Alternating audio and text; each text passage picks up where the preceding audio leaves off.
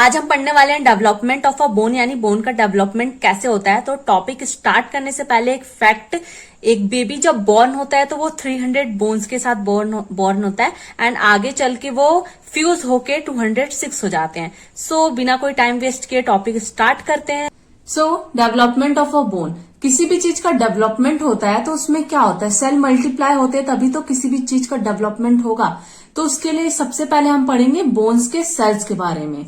तो first cell होता है ऑस्टियोब्लास्ट। ऑस्टियोब्लास्ट क्या होता है, ये मदर सेल होता है जो आगे डिवाइड होके ऑस्टियोसाइट्स बनाता है। Osteoblast present in deeper layer of periosteum. Periosteum तो आपको पता है बोन का जो आउटर लेयर रहता है उसको पेरियोस्टियम बोलते हैं। तो उसके डीपर यानी कि अंदर उसके हमारा जो ऑस्टियोब्लास्ट है वो पाया जाता है। In the centre of ossification of immature bone, और जो हमारा इमैच्योर यानी कि बोन जो एकदम मैच्योर नहीं हुआ है उसके ऑसिफिकेशन, यानी कि मैं इसको पहले जो बताई थी ऑसिफिकेशन मतलब क्या होता है, डेवलपमेंट ऑफ अ बोन। जब इमैच्योर बोन रहता है तो उसको डेवलप करवा के एडल्ट बनवाने में उसमें भी ऑस्टियोब्लास्ट सेल प्रेजेंट रहता है, तभी तो वो मदर सेल बोलते हैं इसको। ये फर्दर डिवाइड होके ऑस्टियोसाइट्स बनाता है and also present at the site of fracture. और अगर आपका कहीं फ्रैक्चर बोन टूट जाता है तो वहां भी ऑस्टियोब्लास्ट प्रेजेंट रहते हैं क्योंकि वो मदर सेल्स रहते हैं। फर्दर डिवाइड होके क्या बनाते हैं, ऑस्टियोसाइट्स। तो सेकंड जो सेल है वो है ऑस्टियोसाइट्स। जो ब्लास्ट था उससे जो वो मदर सेल थे, फिर उससे जो डिवाइड होके बनता है वो है ऑस्टियोसाइट। ये क्या होते हैं, मैच्योर बोन सेल्स होते हैं। डू नॉट डिवाइड, ये आगे डिवाइड नहीं होते, ये मैच्योर रहते हैं, आगे डिवाइड नहीं होते। फिर थर्ड जो है वो ऑस्टियोक्लास्ट। ऑस्टियोक्लास्ट सेल्स क्या होते हैं, it avoid excess bone formation और बोन ग्रोथ। ये क्या करता है, हमारे बोन को, ऑस्टियोब्लास्ट जो थे वो मदर सेल थे, ऑस्टियोब्लास्ट टूट के ऑस्टियोसाइट्स बनते हैं एंड ऑस्टियोसाइट्स, अगर आपका बोन एक्सेस ग्रोथ होने लगा तो आप बहुत लंबे हो जाओगे, तो इससे उसको कम करने के लिए, उसको रोकने के लिए एक सेल होता है ऑस्टियोक्लास्ट जो कि हमारा बोन का एक्सेस फॉर्मेशन नहीं होने देता, एक्सेस ग्रोथ नहीं होने देता है। सो ये 3 टाइप के बोन्स के सेल थे। Development of a bone also called osteogenesis और ossification by the process of osteoblast. Development of a bone को हम क्या बोलते हैं, ऑस्टियोजेनेसिस बोलते हैं या ऑसिफिकेशन बोलते हैं, और जो प्रोसेस से वो होता है उसको क्या बोलते हैं, ऑस्टियोब्लास्ट। ऑस्टियोब्लास्ट क्या होते हैं, मदर सेल्स होते हैं। So ossification is started approximately 6 weeks after fertilization in an embryo and growth continue at the age of 21 to 25. इसमें ये बोला है कि ossification जो है वो स्टार्ट हो जाता है 6 वीक, मतलब कि जब फर्टिलाइजेशन, जब बच्चा जो एम्ब्रियो में रहता है तब से जो हमारा बोन का फॉर्मेशन स्टार्ट हो जाता है, और कब तक होता है, एट द एज ऑफ 21 से 25 तक।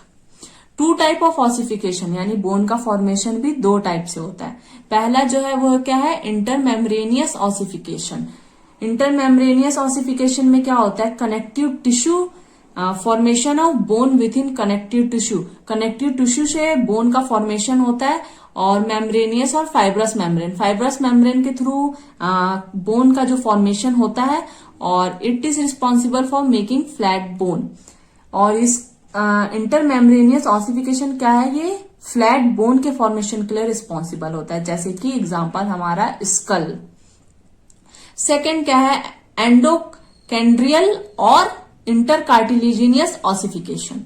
इसमें क्या रहता है, हमारा formation of a borne by replacing hyaline cartilage. क्योंकि जब हम एम्ब्रियो में रहते हैं तो हमारा बोन जो रहता है वो टोटल कार्टिलेज से मिला हुआ मतलब बना हुआ रहता है, तो वो धीरे धीरे कार्टिलेज को हटाता है और बोन का फॉर्मेशन शुरू होता है, वो बोन हार्ड होना शुरू होता है।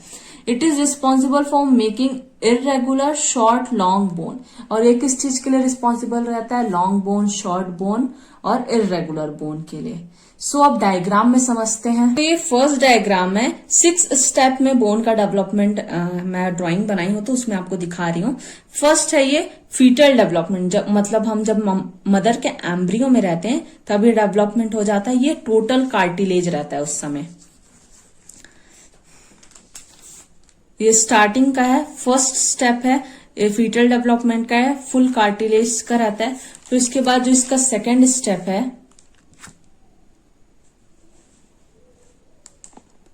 सेकेंड स्टेप में primary centre of ossification, centre में जो है ऑसिफिकेशन यानी बोन का फॉर्मेशन यहाँ सेंटर से बनना शुरू हो गया सेकेंड स्टेप में। फिर थर्ड स्टेप में क्या हो रहा है, लेंथनिंग ऑफ डायफिजिस, एपिफिजिस डायफिजिस, और यहाँ नहीं मतलब यहाँ एपिफिजिस डायफिजिस एपिफिजिस। तो यहाँ जो डायफिजिस है इसका लेंथनिंग यानी कि लंबा होना बनना शुरू हो गया थर्ड स्टेप में। और ये जो थर्ड तीनों स्टेप है ये तीनों किसमें हो जाता है, फीटल यानी कि जब हम मदर के एम्ब्रियो में रहते हैं तभी यहां तक का डेवलपमेंट हो जाता है।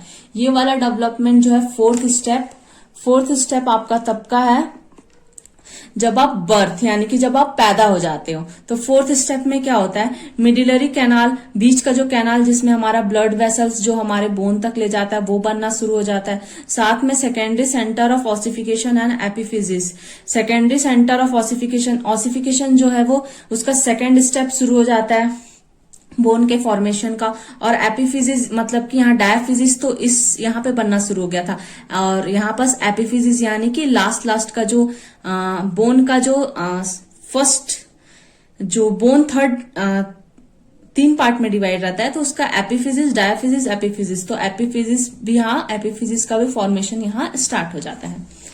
फिर जो ये फिफ्थ स्टेप है, फिफ्थ स्टेप क्या है, चाइल्डहुड। जब हम चाइल्डहुड में रहते हैं यानी कि एट द एज ऑफ 18,